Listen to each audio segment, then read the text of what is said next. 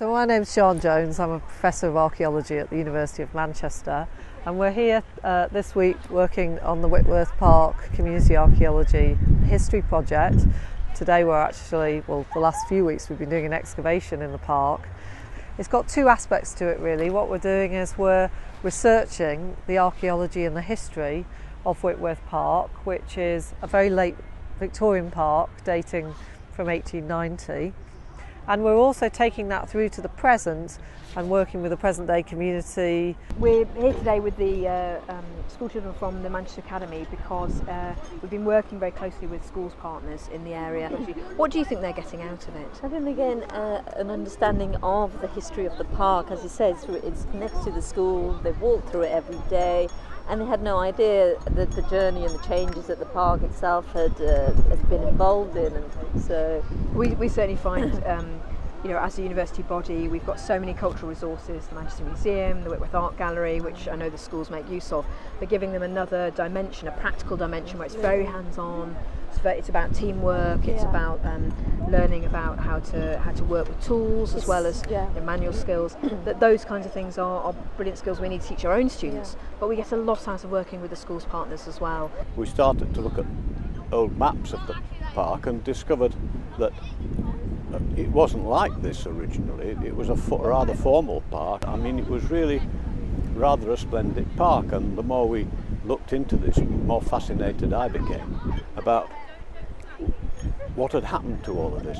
I'm sort of in charge of training the students and training the people who are excavating here, and I think the reason that this is such a unique and really exciting project is that, well, we've got 19 students here all learning how to excavate, but we've also got a mixture of other people, and it's really nice because everyone's working together. It's a really nice team, and when the weather's not very good, everyone pulls together. When the weather's lovely, everyone's happy together, and that's been a really lovely aspect of this project, that we're such a diverse group of people and working really well together. It's brilliant. One of the aims of the Whitworth Park Community Archaeology and History Project is to explore the role of the urban public park in the transformation of the sort of landscape of the city, both the physical landscape and the social landscape of the city. The growing middle classes also, they saw themselves as morally sort of superior as well as sort of economically superior and socially superior. And they looked on the city as a potential source of danger to the sort of, not just the physical condition of the working classes, but their moral state. There wasn't anywhere for people to spend their leisure time, except for the sort of back alleys, and the taverns and the inns and so on. And as a result, the park was seen as a sort of panacea to these problems. They were very popular places, so there's no doubt that they were beneficial to people. They were extremely popular with the working classes, and many of these parks had between 5,000 and 20,000 people, visiting them on a Saturday or a Sunday. But at the same time, they were places of regulation and control, where sort of the park committees and the bylaws they created, and the park committees were very much populated by the sort of middle classes, the upper middle classes.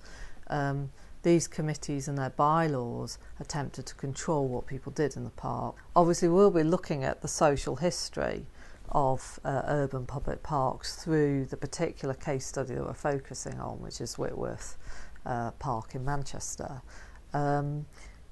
We'll be looking at that social history, and we'll also be using oral history to look at the history of the park. But we're particularly interested in the materiality of the park, in its physical landscape. The physicality of the park, the material culture of it, was all part and parcel of this sort of ideology of the park, the attempts to sort of model, control, regulate people's behaviour. Part of what we're trying to do is access the sort of non-written record about parks and gain a sense of what people were actually doing in them. And of course, parks have remained an important focus for interaction, social interaction within the urban landscape. So they are still sites where identities are produced, where memories are produced, they're still sites of tension and conflict. Often in the last 10 to 20 years they've been places that have been associated with violence and crime. Even further back we see through the records forms of behaviour where people are violating not just the rules of the park but the broader sort of law of society. So again, they're places of subversion as well and resistance to sort of social norms of the day. So we're hoping to come through with our project. We're not just focusing on the 19th century, we're looking at 20th century histories of the park and the ways in which people engage with it, and also the way it figures in people's social memories.